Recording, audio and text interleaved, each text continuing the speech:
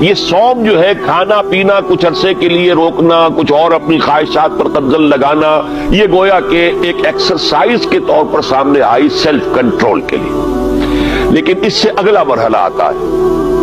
اگر یہ ایکسرسائز میں نے خود معین کی ہوتی تو اس کا مسئلہ کچھ اور ہوتا، لیکن چونکہ یہ ایکسرسائز جس کا نام صوم ہے یہ اللہ نے فرض کی ہے، گویا کہ اگر میں کچھ نہیں کھا رہا ہوں تو اس لیے نہیں کھا رہا کہ اللہ کو اس کا کھانا اس وقت پسند نہیں ہے، میں اگر نہیں پی رہا ہوں تو اس لیے نہیں پی رہا کہ اللہ کی طرف سے اجازت نہیں ہے، میری منقوہ بیوی موجود ہے لیکن میں اگر اس سے اس وقت ہم بستر نہیں ہو رہا تو اس لیے نہیں ہو رہا کہ میرے رب کا حکم نہیں۔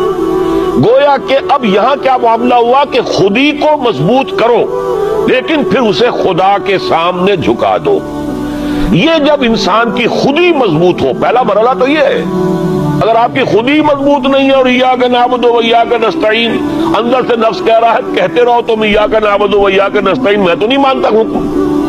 تم جھک بھی گئے ہو رکوع میں، تمہارا جسم تو جھکا ہے، تمہاری مانوی شخصیت تو اکڑی ہوئی کھڑی ہے، وہ جھکنے کو تیار ہی نہیں۔ جب میرا اپنے وجود پر کنٹرول ہی نہیں تو میں کس شے کو اللہ کے سامنے پیش کر رہا ہوں؟ تو پہلی بات تو یہ ہے کہ خود ہی اتنی طاقتور ہو کہ وہ اپنے وجود کے اوپر حکمران ہو، پھر وہ اپنی پوری شخصیت کے ساتھ اللہ کے سامنے جھکے۔ جب یہ مضبوط اور توانا خودی خدا کے سامنے اپنے آپ کو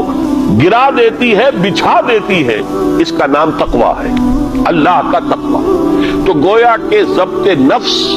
لیکن اس سے آگے بڑھ کر ضبط نفس کے ساتھ اللہ کی اطاعت اور اس کا تقویٰ در حقیقت یہ ہے غرض و غایت اس ریاضت یا عبادت صوم۔